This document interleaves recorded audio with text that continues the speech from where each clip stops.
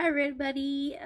Welcome to the first in a series of videos in which I will be talking about writing, my writing process, myself, and a handful of other things.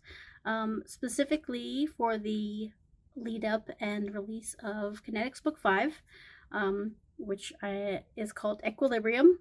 I'm really excited for everybody to get to read it.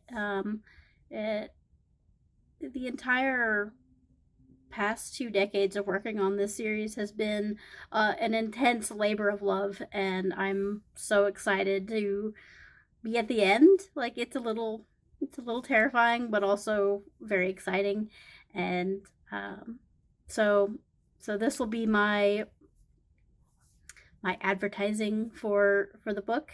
I'll just be talking about some little things here and there. Um, So the first thing that I want to talk about is actually my beginning. So I have been writing since I was very young. I think the earliest thing I can recall writing, I had to have been in like kindergarten or first grade, something like that. It was called A Playground in the House, and it was just a handful of pages, maybe like 6 or 7 pages, and I had drawn all the pictures in it too. So, author and illustrator of my first story. Um, Spoiler alert, there was no playground in the house, it was outside the house.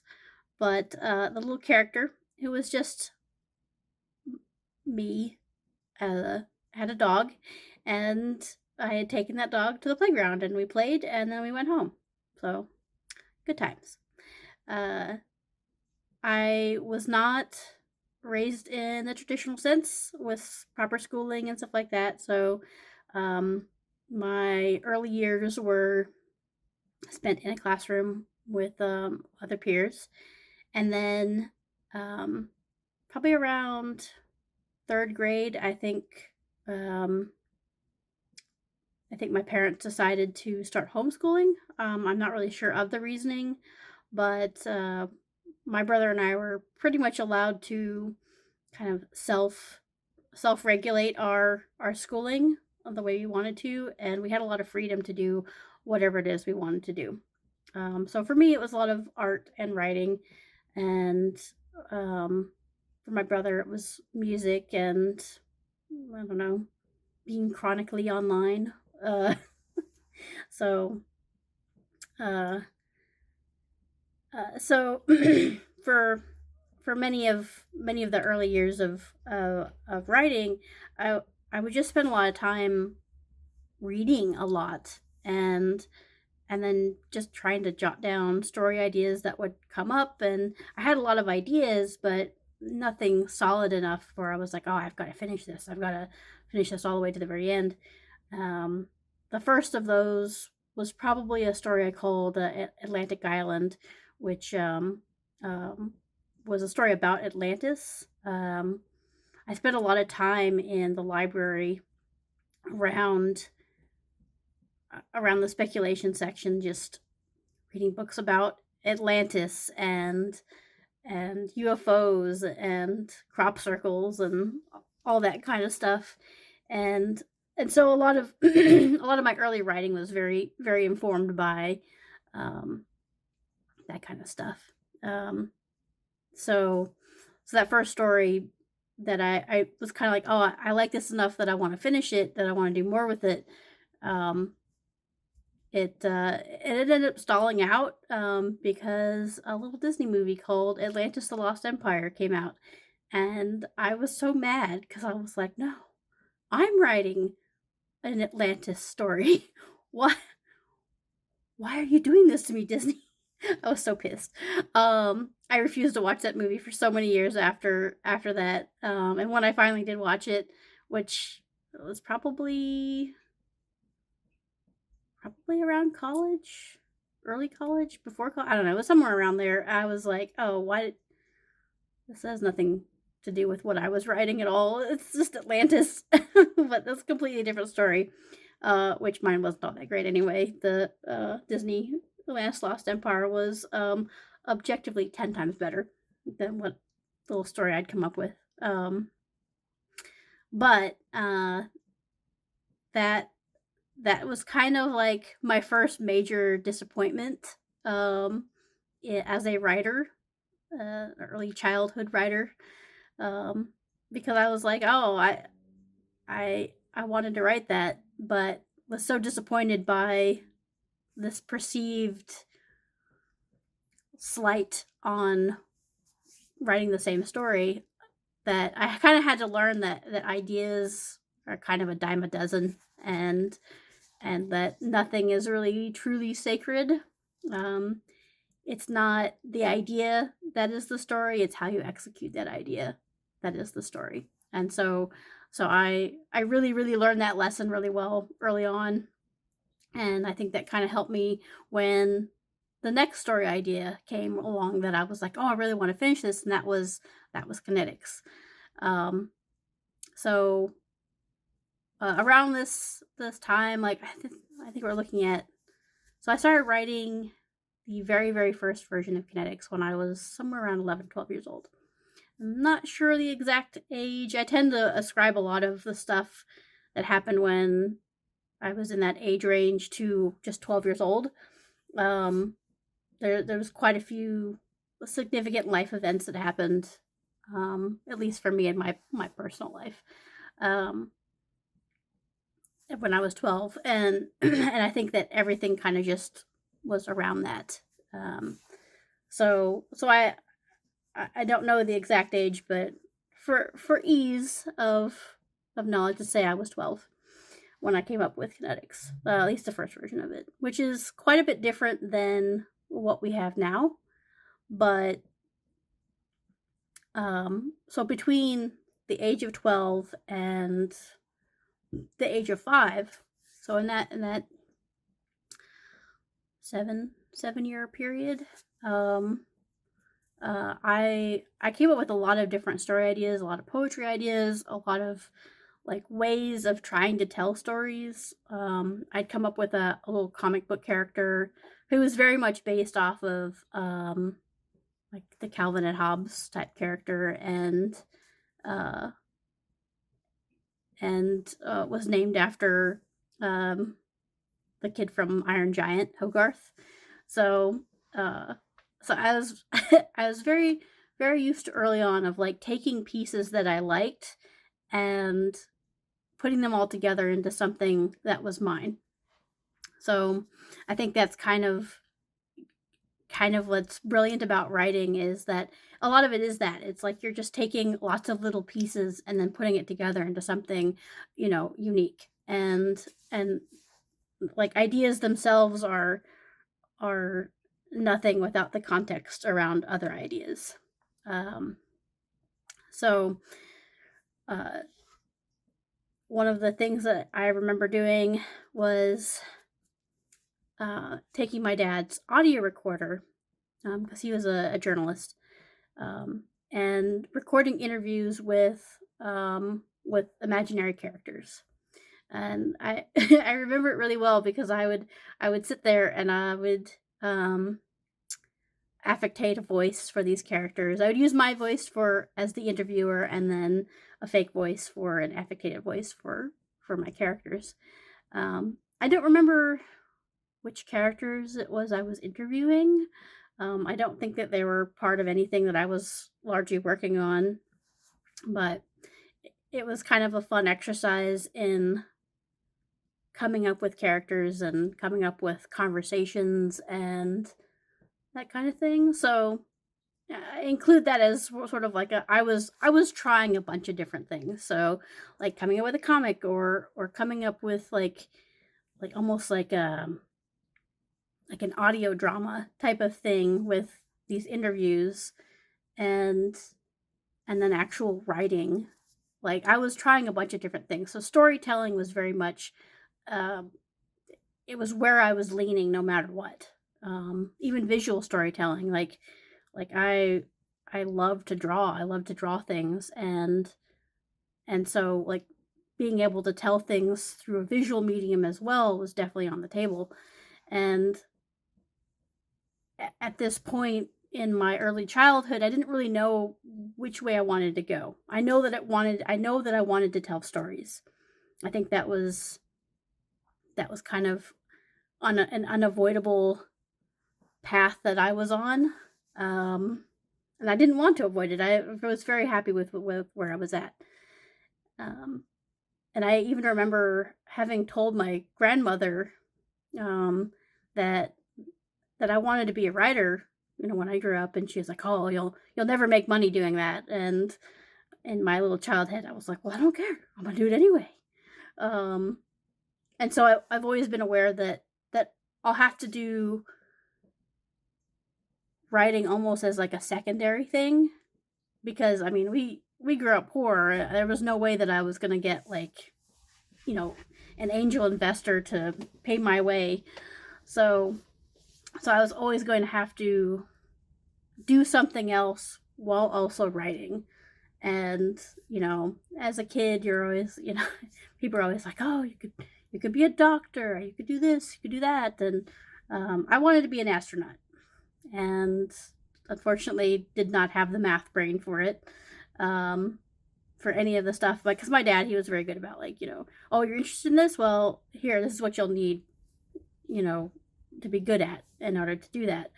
And it just, my head just wasn't where it needed to be for those kinds of things. I tended to be better at the arts, and um, yeah.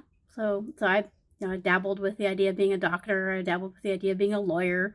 Um, just all these little things, but none of them were like, I was like, oh, the amount of work that it's going to take to do this thing well, because I wanted to do things well, will outweigh the amount of time that I will have to do my writing, which comes first.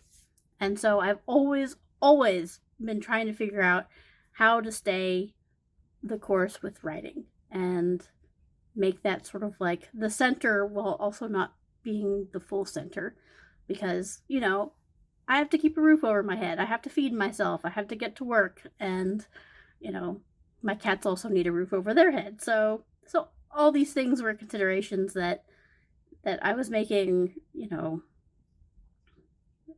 very early on.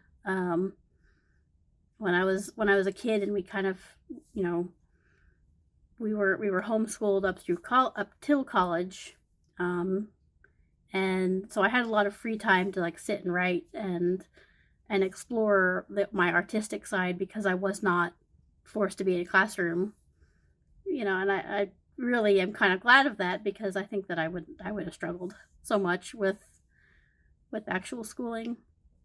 Once I got to college, it was kind of like culture shock. I didn't really know how to handle the structure of it, and a lot of those teachers, they didn't know how to handle me, who was like, oh, I mean, let me work on it for a month and I'm done.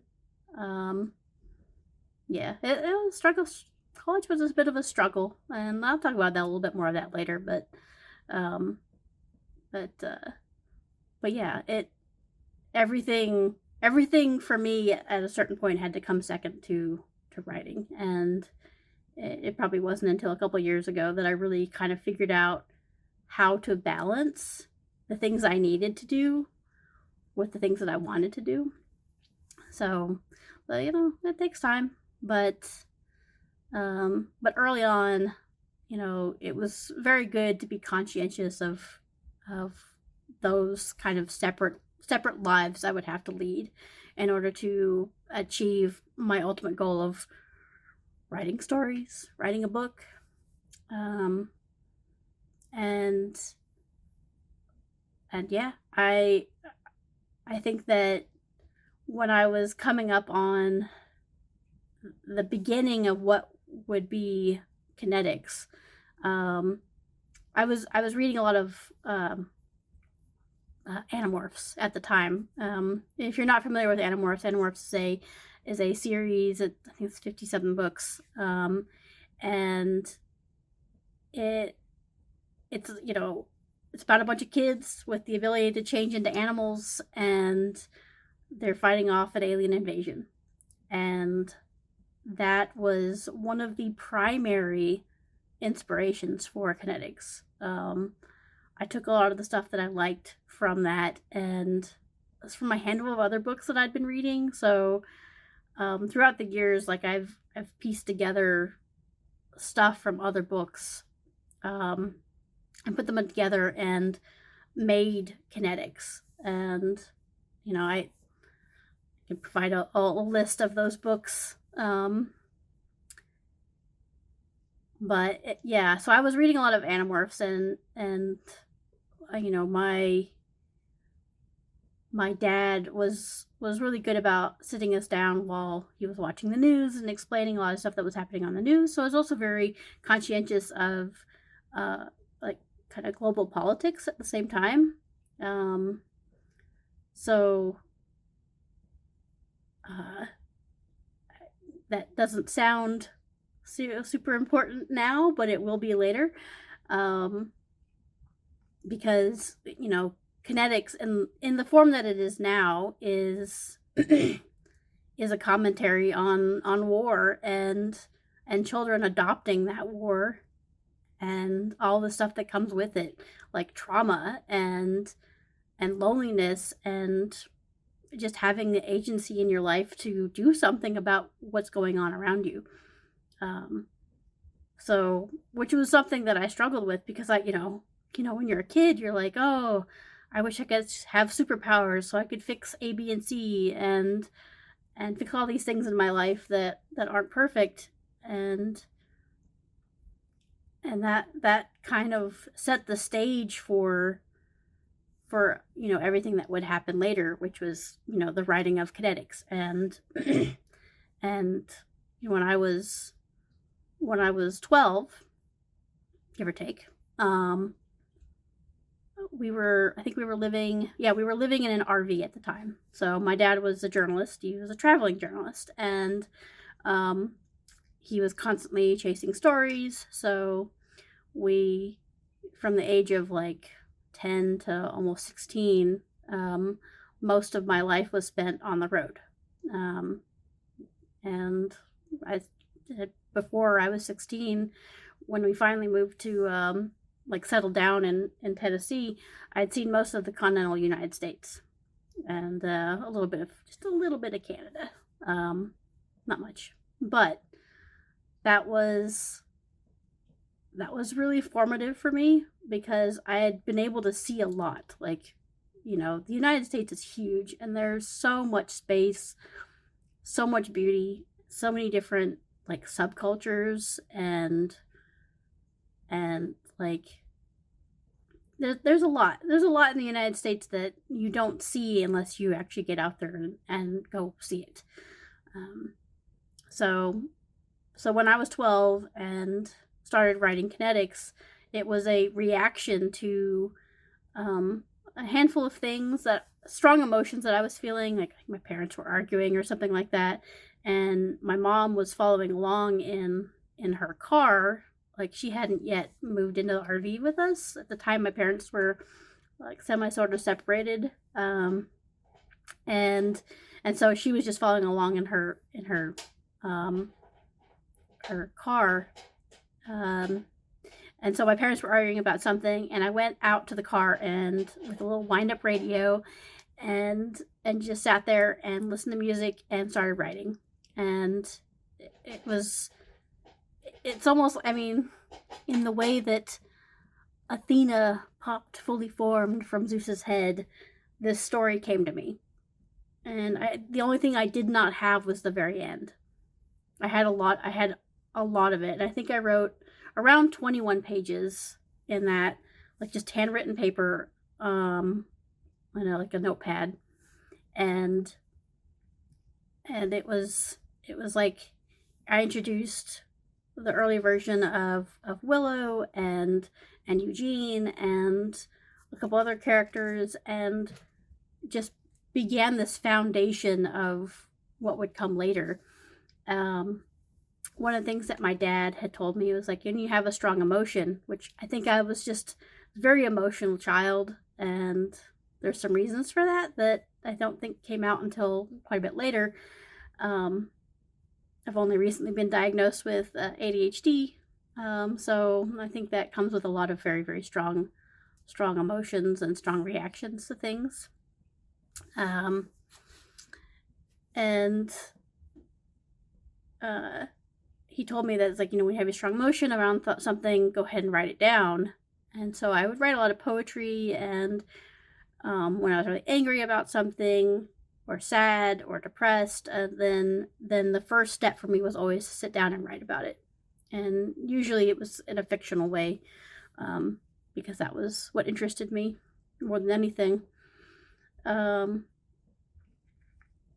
So, when my parents are arguing and I'm feeling frustrated about it, instead of reacting to that with anger, I reacted to it by writing. And after, I wish I still had those. I wish I still had those papers, those 21 pages. They were on a yellow steno like notepad. I'd even numbered them. It was amazing. Like, it was amazing to just sit there and just write something.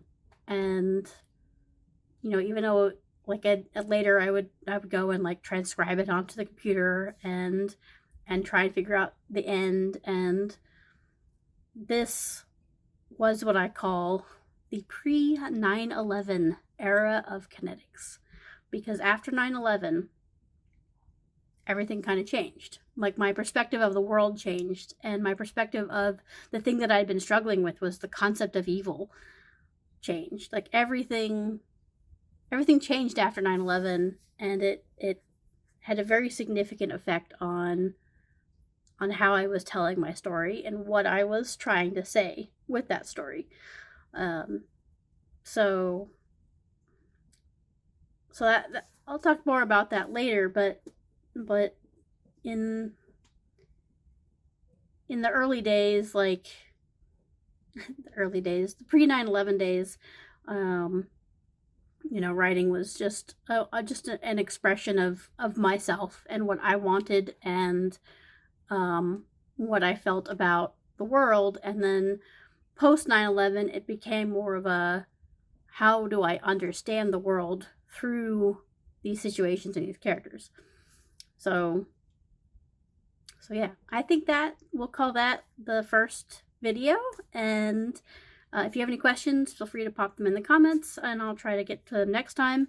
In my next video, I'll go ahead and talk more about the pre 9/11 version of Kinetics, and what I was trying to do with it, and what I was seeing, what I was doing, etc., etc. Anyway, book 5 releases on December 25th. Sometime in January, I plan on having a release party. I will probably be booking a space at one of the city buildings, just to give a place to, like, have everybody come and celebrate with me for finishing the series. So just keep your eye out for any announcements about that. That'll be December and January when that all happens. And yeah, probably in the next video or two, I will also be showing off the cover for book 5. Pretty excited. Anyway, thank you for listening, and I'll see you all later.